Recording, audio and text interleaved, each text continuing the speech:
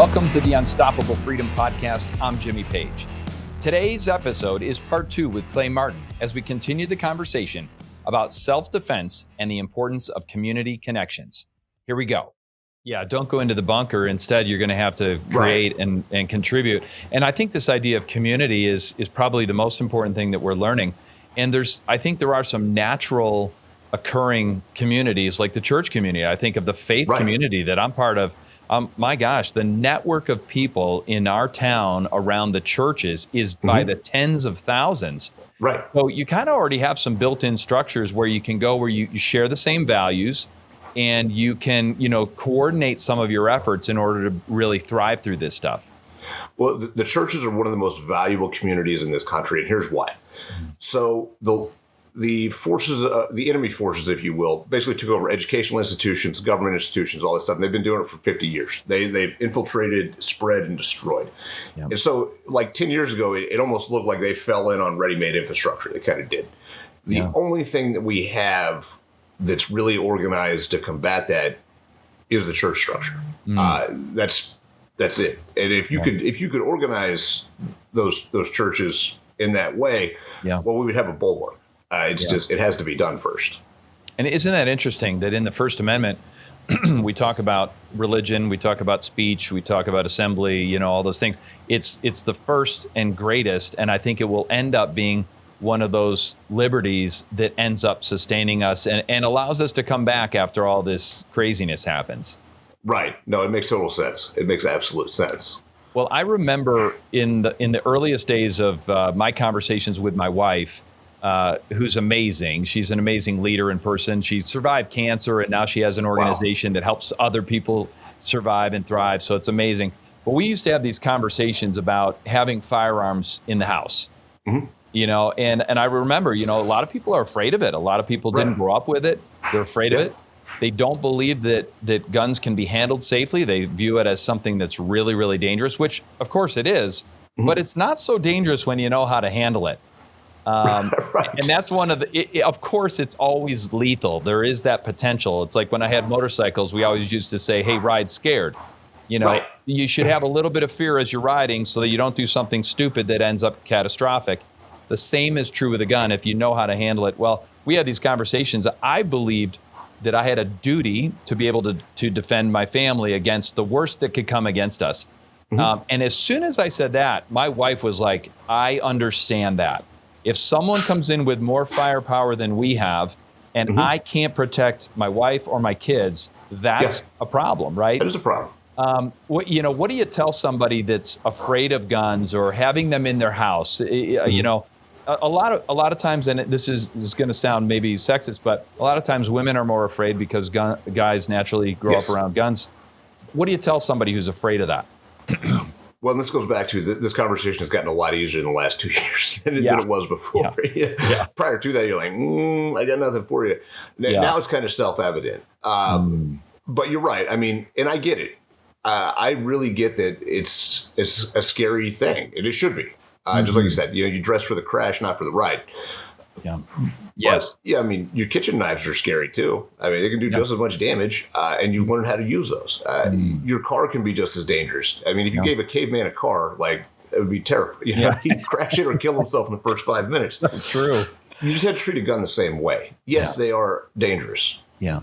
So are a lot of things that we do in life. And it's I'm with you. It's a responsibility. And as long as somebody can understand that, as long as you are trained properly and you show that weapon the respect that it deserves, then it's absolutely safe. It can be made safe. Yeah. Well, it's amazing the transition that has happened from those days with those conversations now to being fully prepared from that type of defense perspective to now she's after me. Bring me to the range this week. When are we going to the range?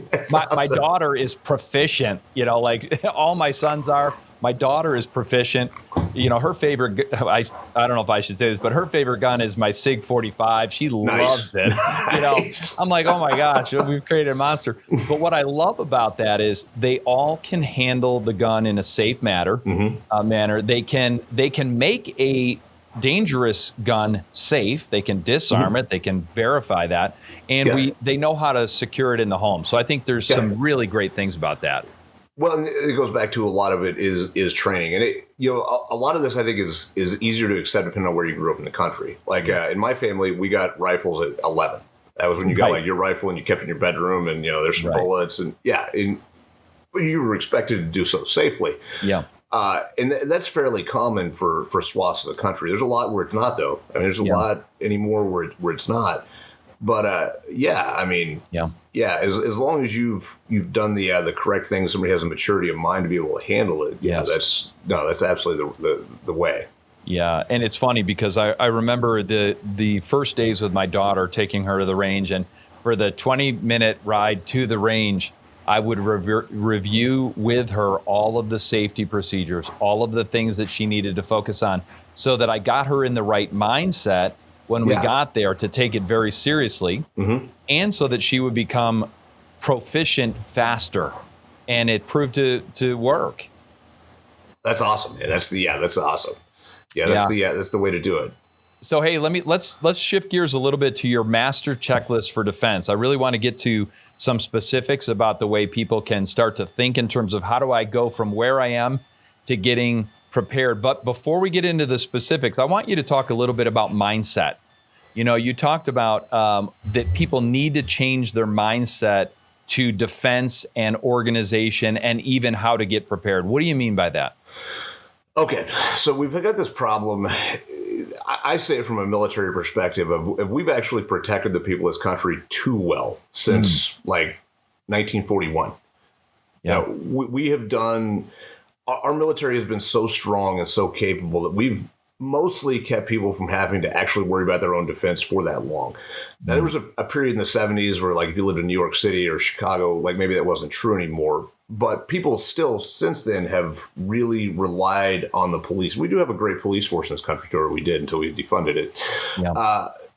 So for, I'm going to say probably at least 30 years, we've had this mindset of, I don't have to defend myself. Somebody will do that for me. I pay somebody to do that for me. Wow. Well, that is quite clearly no longer the case. So people that have never thought about it before are going to have to think about this new world that they live in post, summer 2020, where the police are not coming. All right, you have to be capable of defending yourself because no one is going to do it for you. Yeah. And that's a big mindset shift. That's a huge gear shift. And there's a lot you can get into that. You can read some of the books like On Killing. I'm a big fan of this guy named Selko that was a Bosnian war survivor. Where was he at? He was in one of the major cities over there. But he talks about he spent a lot of time talking about his own mindset of how he shifted. But yeah, that's kind of the mentality you have to take. You have to accept responsibility for your own defense. I like that because I think at some points I always tell people, hey, no one is coming to save you. Right. I would like to live in a society where you would think that you would have that protection, but you just don't. No one's coming. And I think it does shift. I've become much more serious and much more prepared as I go about my own community because random things can happen, or at least things that feel random. And they usually don't happen in the environments that you think that are dangerous. They happen in the environments where you feel safe, like the Walmart parking lot. Right. Or like the restaurant down the street. Crazy things are happening in everyday life, and people are unprepared. So it's really helped me to shift my mindset for sure. Well, that's good. I mean, it's. I mean, you could even look at the mass shootings in churches or like all this stuff. Like this is all indicative of you have to start taking care of yourself now. Yeah, that's right. Okay, so let's talk a little bit more about this community-based approach.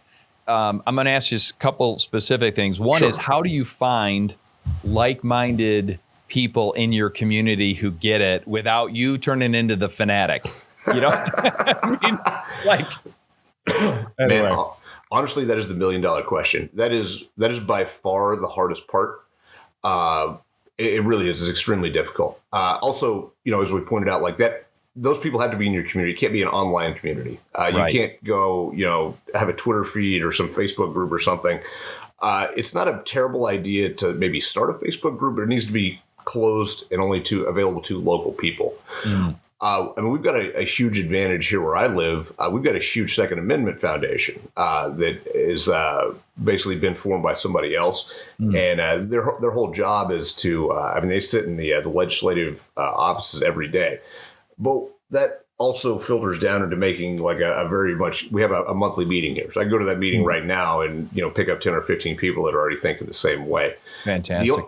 The only other way for people in normal life.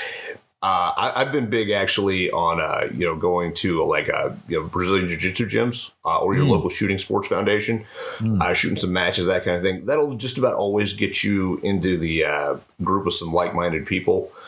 Other than that, just kind of feeling people out where you work or your social circles or church for that matter. Yeah. I mean, church actually has a huge advantage there.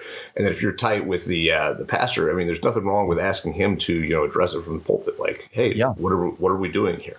Which goes back to that, ready-made defensive community. And I love that. And I think that for me, as a person of faith, as a Christian, I want to make sure that the people I'm surrounding myself with share the same values, because there is a danger of getting involved with groups that might be fringe groups. And I'd rather it be like, hey, no, these are upstanding people in our community. These are people that that you can trust. How important is trust in building community? Man, there's a big piece. I can't remember. It's either concrete jungle or prairie fire. One of the first things you need to do is weed out the weirdos. I mean, you've got to be very aggressive about that. Anybody that's talking about machine guns or making bombs, any of these other, or just espousing like crazy ideas, like they need to go like now. Yes. Next thing you know, you're trying to, kidnap the governor of Michigan. Like, none of that's good. All right. None of that. And that is one of the problems, though, with these things that we're trying to build. They do attract, to some degree, the disaffected and the weirdos. Another way to counteract that is to, keep it very professional and, state your goals up front. This is what we're trying to do. This is why we're doing it. And as those people, if they start going off the rails, I mean, you have to shove them away and don't let them come back. Yeah. Let's talk a little bit about securing our homes, right? So kind of there's a home base defense, and then there's the broader community defense. Right. What are some ways that we can evaluate our current home situation so that we can take steps to secure our homes? Securing our homes is extremely difficult. Let me rephrase that. Securing it, if I'm occupying it, is not hard at all. Securing it, like when I'm away for like my possessions and my stuff, that's a whole different animal. And that's much, much more difficult. The easiest way to look at it from a defensive perspective is actually, go outside and stand in the street in front of your house. Think about how would I attack this, or how would I break into this to steal things, if that was my end state, and then think on the flip side of that, how would I stop it? I just saw one of the other things that I like to do. I consider it like research for just living my life. Is, I'll spend a little bit of time. I'll take, 20, 30 minutes and go on YouTube and look at crime footage of stuff that's happened recently. I saw a really scary one from California where guys selling person selling Girl Scout cookies and like gets the person all involved with their hands in this interaction. And then 3 more guys come around the corner and like bum rush them. And it's like a home invasion. Wow. So having seen that now, like everybody can be a little bit more aware of that. Yeah. And this goes back to that tinfoil hat thing. I probably haven't answered the door without a gun in my hand in 15 years. I mean, that's the world we live in. It's amazing. I remember when I was operating health clubs years and years ago, I would have off-duty police officers come out and do an audit of our facilities because we were in an area that was kind of growing in conflict, if you will. Yeah. And they analyzed it literally from the parking lot to the back door. I mean, it was crazy. And they gave me a list of all the areas that we were vulnerable, and then what he would do about it. So we ended up contracting with him. It was fascinating. There must have been 20 vulnerabilities. And then we ended up contracting with them to offer different services. But would that be helpful? Like, could you contact your local police and say, hey, can you evaluate our home? Is there a way that you can evaluate our vulnerabilities? If they've got time, yeah, absolutely. I mean, that's a great thing for like a business. If you can catch them off duty, yeah, I mean, that'd be the best, $50, $100 you ever spend. Yes. And then also getting into the thinking like a criminal side of this, that's going to help you a lot too. Just looking at like, if I was a bad maybe guy, you think more like a criminal than I do. Like there's something happening here. Something's wrong, but that's okay. That's all right. I appreciate that. I'll take your advice on this one for sure. That's definitely like criminals, cops, and soldiers tend to be like right here.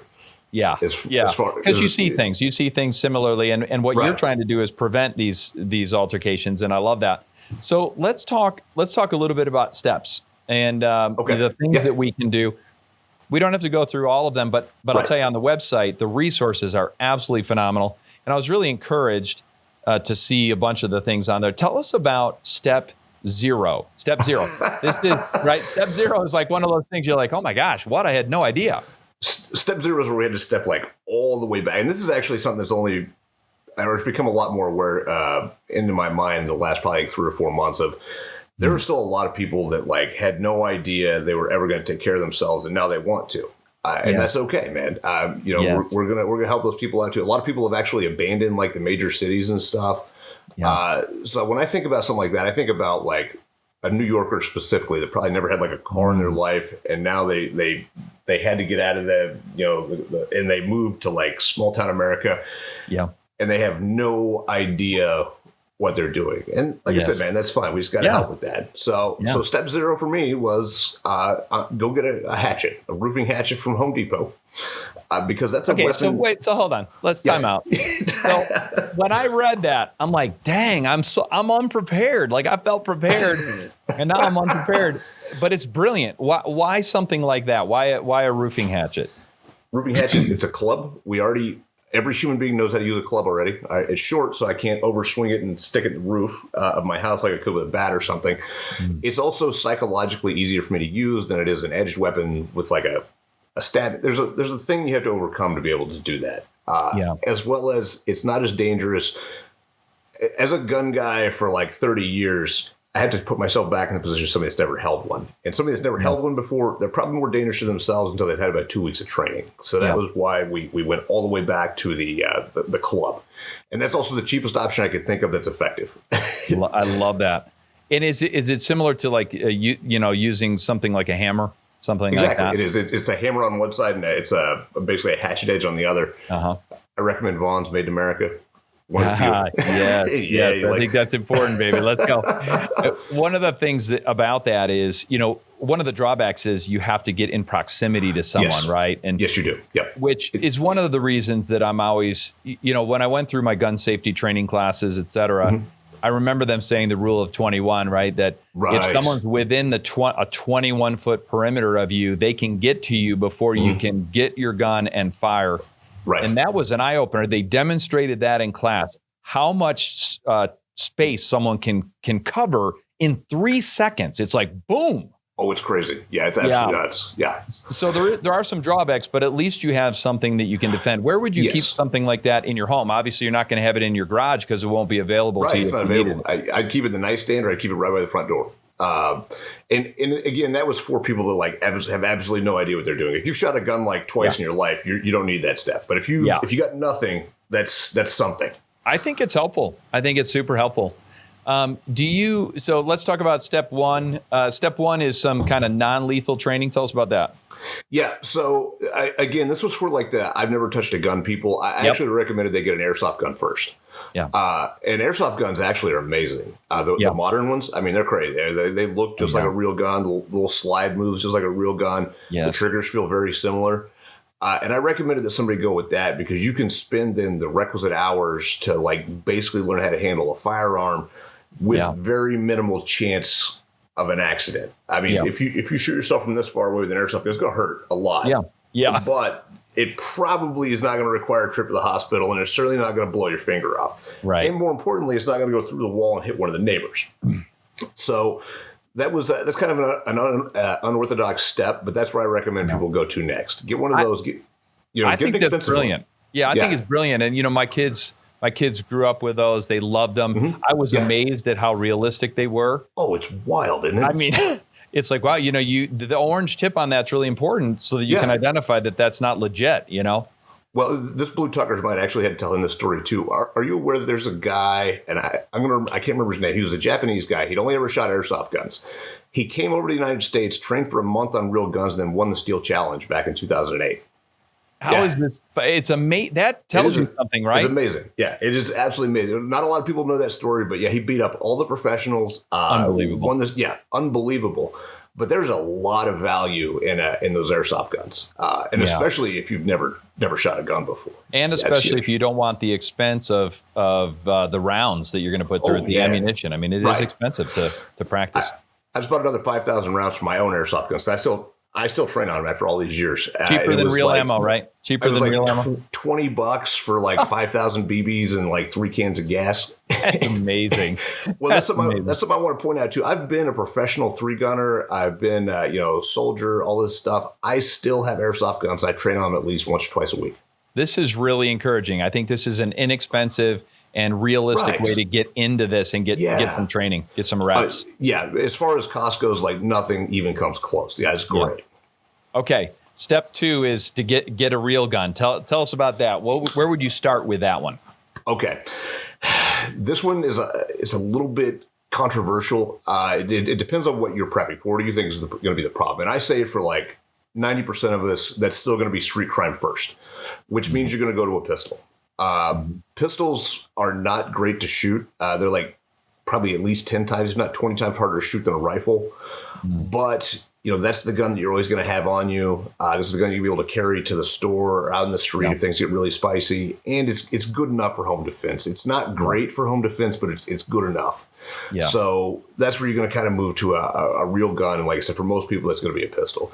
There are people that could get away with having a rifle instead. Like, I don't know, if you live on a ranch in the middle of nowhere, like rifle all day long. Yeah, just a pistol's a boat anchor. Like, don't even bother. Yeah. But for most people, it's going to be a pistol, though. Isn't it funny that it wouldn't be your first? You're recommending it as kind of a first step because that's what most people are going to do and be able to handle realistically. Yes, right. But it wouldn't be your first choice because you're accomplished in different firearms. Yeah. Right. So would you, let's talk a little bit about securing that gun safely in the home. What do you recommend as far as, is it in a safe? What does that look like? It depends if you have children or not. I think that's the big difference. When I didn't have kids, I had loaded guns like all over my house. Like it'd be one in a cereal box, like all kinds of crazy stuff. I absolutely cannot live that way anymore because I have small kids. So now I've got a small bolt-in safe in the kitchen. They're like $100. The ones I like are from Hornady. And so you just find a cabinet and it's got a keypad on top. I walk up to it, I hit 4 different numbers, it opens. There's my gun. Yep. So if you're going to, I actually recommend that if you have kids in the home, you have one of those both on your nightstand and one somewhere like centrally located downstairs, and you take the gun with you when you go to bed. That's great. Yeah, because you don't want to have to go to another room to retrieve it in the event of a problem. Yeah. It's too slow. And you said earlier, you don't answer the door without having your gun. Some people get freaked out by that. Like, oh my gosh, she's bringing a gun. It's not like you're waving your gun around. No. It's actually usually in my left hand because of the way my door opens. And I open the door like this. And if it's the FedEx guy, well, I'll just put that over here and deal with what I need to deal with. Yeah. If it's not, well, I can still shoot at that range and that's fine. And one of the great things today is a lot of times we've got cameras. We've got the Ring doorbells. We've got other cameras set up. So you can kind of, relatively speaking, gauge what's happening. But even then, there's enough crazy going on out there with people impersonating delivery men and all the rest. And, we have food brought to our house. We've got a lot of different opportunities for people to come to our house. Right. So it's always helpful to be prepared, right? Right. Yeah. I'm a big fan of that. Yeah. I remember when I first started concealed carry, or when I got my certification to do it, my license to do it. I didn't carry for months unless I went into a situation where I thought, it'd be helpful to have it here because you don't know what could happen. And then I read, in some of my training, it said, hey, the biggest mistake that most people who can conceal do is they don't conceal. Right. And then I'm like, wow, okay, so I'm going to conceal all the time. Right. And all the time. And some people will say, even in your home. And I'm like, yeah, because if something happens, you have to be prepared. You don't want to have to go somewhere to get the protection that you need, right? 100%. And look, there's a thing that goes along with starting to concealed carry. Like, it's really scary, man. It is. Like, you stick a loaded gun in your pants, that's scary in its own right. Yes. You don't feel, even though you have a license to do it, you're in a constitutional carry, most people don't feel comfortable doing it. You feel like you're doing something wrong. Yes. And that's all normal and natural. Because, I mean, look, man, we didn't carry a gun most of us growing up. Like, even me, like, out in the country, like, we didn't carry a pistol to the store. Like, we didn't do it. So that's knowing that that's going to be a problem going into it. You can, kind of like start working it through mentally. And yes, you need to get to the point where you carry it all the time. But you just understand that those feelings are natural and normal. Yes. You just have to get over them. First time I ever rode a motorcycle, I felt the same way. Oh, yeah. Right. It took me 3 months to feel comfortable on the bike. Like, oh my gosh, I'm not going to dump this thing. But with the gun too, I truly believe that people, if you're going to buy a firearm, you must become proficient in its use in all aspects. Yes, it's part of the package. It is. There's no point in having it if you're not going to train on it. And I remember with my wife, getting over that hurdle, that fear. I told her, I said, I will become great at using this, at securing it, at making it safe, at disarming it, taking it apart. I will become proficient so that you can be 100% confident that I can handle it safely. And that was all she needed to hear. That's very important. And that's great. That's a great attitude to have. And that goes back to that, having that fear and respect for that weapon probably drove you to do that more than anything else. And everyone needs to have that, Yes, for sure.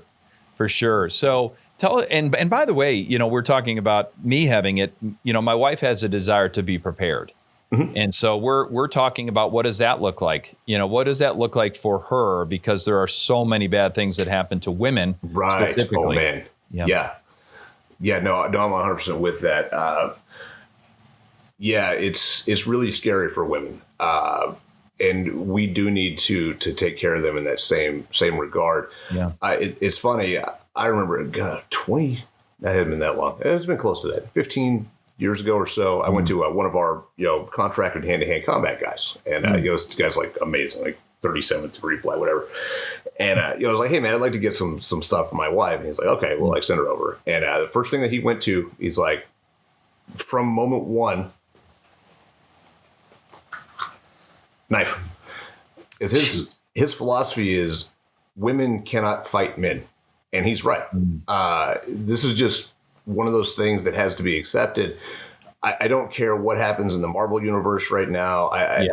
Women cannot fight men. I mean, you could take like the women's UFC champion, and she couldn't take most men in a fight. It's just, it's just how it works. It's biology. It's physiology. That's right. Exactly. So for women, you really need to get them into a knife very, very soon, and guns too. I mean, guns are obviously a great equalizer.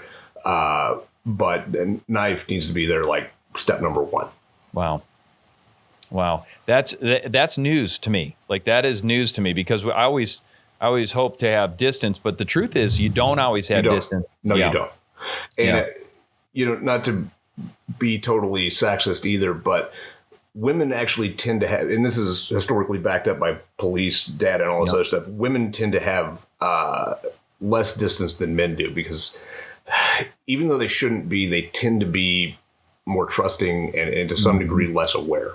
So distance is definitely not on their side. So they got to go straight to the edge weapons. That's helpful. So tell us a little bit about situational awareness, because in this whole thing, we're going to live our lives in freedom, right? I'm more prepared. I'm more situationally aware. Tell us what are some of the key things that, as you're going about your everyday life, how do you get situationally aware? It's funny. Did somebody ask you yet, because you carry a gun all the time and whatever else, what are you scared of? Yeah. Nothing. I'm armed. I'm armed with teeth, man. I'm not scared of anything. Exactly. And that's the way you got to adopt it. Situational awareness. Now that one is extremely tough to kind of gain. It's hard to take that step back, because I've lived in a world where you had to have it. We were overseas doing weird stuff. I did actually, one of the highest compliments I was ever paid as an instructor was when I was still in the Army. And we developed this course for guys that were doing kind of plainclothes work. And so I had all these guys going through it. And by like the third day, this captain comes up to me and he's like, you have made me incredibly paranoid. He's like, I can't go to the 7-Eleven anymore without, casing the place. I'm like, That was the goal. That was what I was trying to do. Yes. And we accomplished that by constantly, like, completely unfairly surprising these guys. Like, jump out of the closet when they're at their lunch break and stab in the neck or something like that. You can work through a lot of those kind of same things, like with your kids. Get them some Nerf guns. I'm big on kids should have Nerf guns and not airsoft guns, because airsoft guns are going to be a training tool for real firearms. And keep some goggles by the front door and tell them it's game on anytime Dad comes home. That's great. It sounds preposterous, but those kind of things will start increasing your awareness. When you go out, just having the mentality of looking around for, who's the scumbag and who's going to commit the crime, that stuff will start over time, changing your brain. So it does threat overlays everywhere. And that's very important too. Yeah. And I was just thinking, first of all, it's an awareness, right? I've always heard, keep your head up, don't keep your head in your phone and be distracted by something, but keep your head up. This is going to sound ridiculous because I am prepared, but before I get out of my car, out of my Jeep, I will look around and I'll just assess, what's happening, who's where, do I see anyone? And I tell my wife and my daughter to do the same thing and my sons to do the same thing. Be aware of your surroundings, right? Right. Yeah. No, that's hugely important. And, you don't have to take this to the point of being a complete lunatic, checking under your Jeep before you get back in there for car bombs and stuff. Yet. Yeah. That's a joke. Exactly. So you're calling me a lunatic, is what you're saying. No, but having that kind of awareness, that stuff is important, and working on it every day. I mean, honestly, that's one of the things like they stress in sniper school. It's different than this, but they're stressing us to constantly look for things, look for indicators. Yeah. This is the same thing, only on like a personal violence scale. Yeah, and for me, it's interesting. I feel a much higher level of freedom and security because I'm prepared, right? It's almost like it's like an athlete that drills and drills and drills until they do things unconsciously. Right. That's what we're kind of after, right? I want to be unconsciously prepared, right? Exactly. 100%. Yeah, that's exactly it. Yeah. All right. So let's talk a little bit about, I know that step 2A, et cetera. Right. Yeah. On and on. Yeah. Are bigger guns. And I think this is important, right? A full-size pistol, and then magazines. Talk to us. Why is that the next step in this? Okay, now this is again an unorthodox belief. I say that the newest of the micro guns, which is specifically the Springfield Armory Hellcat, the SIG P365, and the Glock 43X. I say that while those guns are small and harder to shoot than a full size gun, they're actually good enough to stand alone. You could just have one of those and be totally okay. That's right. Now, if you're going to get into the gun stuff, though, I will concede that a larger gun, like a full-size gun is what we call them, is easier to shoot. Certainly for things like home defense, where milliseconds might matter. It's much easier to put like flashlights and all kinds of crazy stuff on those. I mean, they're bigger guns. There's more real estate to work with. Yeah. So, not everybody has that kind of money. If you don't, just get the little gun, carry that one all the time. If you do, if you're going to spend a bunch of money on pistol ammo and learning how to shoot, go ahead and get you a full-size gun too. Be it I don't care what brand, SIG, a Springfield, a Glock, whatever.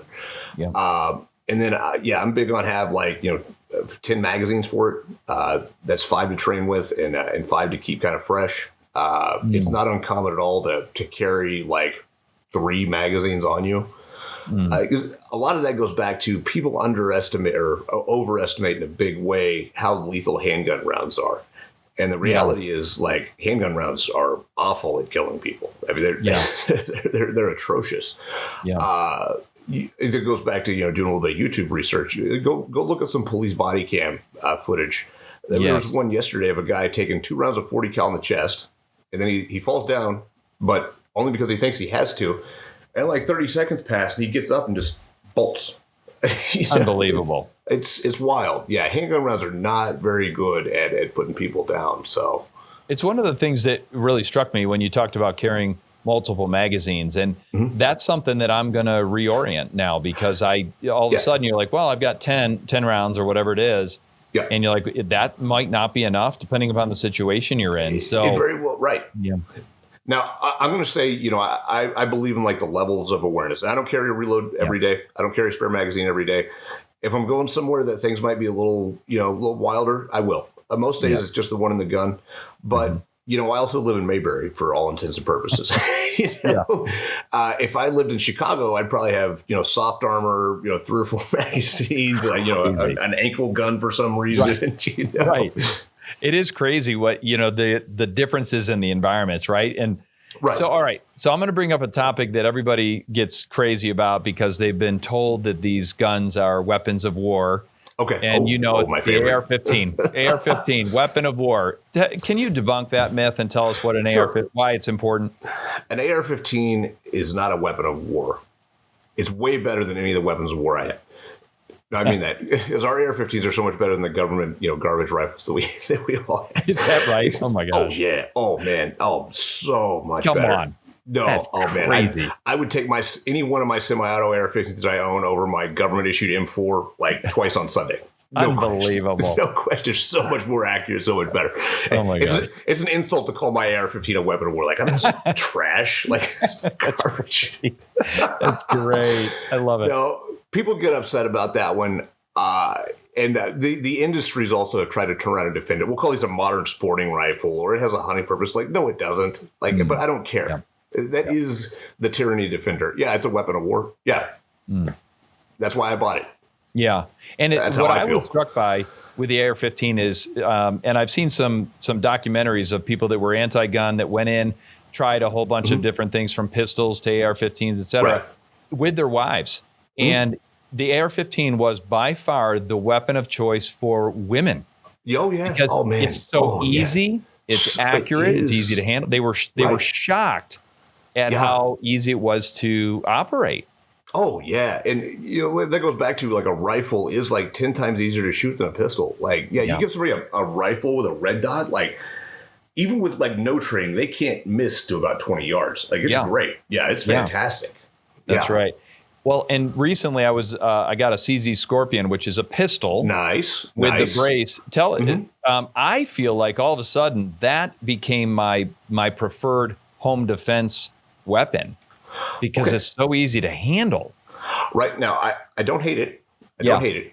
The only thing that I have against like the we call them pistol caliber carbines is because they still shoot a handgun round. Now, with that longer barrel, they are getting a little bit more velocity, so they actually are a little bit more lethal. To some degree, some kind of immeasurable degree. So I mean, I don't hate them, but they make AR pistols that are chambered for a rifle round that are roughly the same size. So that's definitely something to think about. And this is going to blow your mind. Guess what recoils less? An AR-15 that's the same length as that CZ Scorpion or the CZ Scorpion? It's got to be the AR-15, right? It is only because almost all pistols have blowback design. So they actually, even though it's a smaller cartridge, they actually recoil harder. It's weird. It's very weird. So the caliber that I'm firing out of my AR-15 is significantly larger than what I have in my CZ Scorpion. But because of that design, the kickback is far less on the AR-15. Yeah, it's weird. It's also hard to grasp. You almost have to shoot them side by side because the AR-15 is louder. So people associate that with recoil. But if you actually like put them in a vise and some kind of measuring device, the AR-15 actually does recoil less. It's wild. It's amazing. It is. It's amazing. So let's do this. Let's first of all, your master checklist is amazing. And obviously, there's like a introductory level, then there's the 201, 301, and then there's kind of this master's program. Hey, if you want to be all in, these are, you go all the way through the list. What would you tell somebody if you had, 3 minutes to tell somebody how best to get prepared? What are the 1, 2, 3 things that you would tell that person? Hey, here's how you get started. Okay. Community. Find some friends that are into this stuff. That's also going to help you hugely with expertise. There's probably gonna be somebody there that like knows some stuff. Listen to them. Number 2, get yourself armed and get the mindset to be able to use it because that's going to be important. Number 3, all right, start thinking about long-term problems that we've never had to face before. Food, fuel, all those kinds of things. And what can I realistically do to mitigate those problems? That's good. I think that's going to be a real encouragement. And I love the fact that you started with community and mindset. It's the fact that you're going to need other people around. You got to have it. In order to really not only survive, because we want to survive, of course, any conflict we have, but we really want to come out the other side thriving, right? Right. Exactly. Yeah. Oh, one other thing I almost forgot. I have my kids are a little bit older. Three of them are grown adults, et cetera. But if you have kids that are at college or that are in other parts of the country, is it smart? Do you recommend having a game plan to kind of come together in one location if you can? What does that look like? Yeah, no question. Yeah, absolutely. And it may go so far as to because a lot of kids are in college and stuff. If they're still living on campus, there's not a lot of things they can have access to. It's worth it to have that $20 a month storage facility off campus somewhere that maybe you keep some stuff in to help them get home. You got to have a plan to get them. I believe in that firmly. I mean, I cannot imagine leaving one of my children out there hanging. Oh my if gosh, things got really bad. Like, I'm not doing it. So having a plan to get them or to get them back home. Yes, you got to have that. Yeah, it's funny you say that. I was just thinking about what if they can't get gas? What if the GPS is down and they need to use a map? Right. There's kind of those contingency problems that you got to deal with, right? Right. Yeah, absolutely. Yeah, absolutely. And, a lot of that depends on, how far away they are. But, I keep 40 gallons of gas with stable in it in my storage shed. That'll get me a very long ways. Yeah. And if they may have to, be a plan where they walk some distance away from where they are and then you pick them up in a car. I mean, you've got to red cell that and think it through, though. It's very important.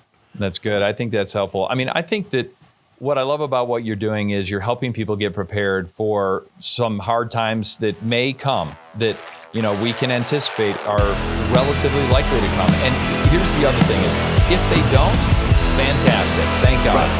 Right. I would take me a life after the next 20 years to be wrong on this. I would love that. I'd be very happy about it. Exactly. And I absolutely recommend that people get those two books that we talked about, because I think that they will, they'll help people to think differently. The Concrete Jungle and the Prairie Fire, those are two books that are world-class. Visit the website, claymartindefense.com. Is that right? That's right. And there's tons more resources there. Hey, man, thanks so much for investing so much time with our audience. And this is really going to be helpful. And we're going to make you available to this group over time for events and trainings as well. Awesome. I appreciate it, Jimmy. Had a great time today. You're the man. Thanks, buddy. Thanks, brother.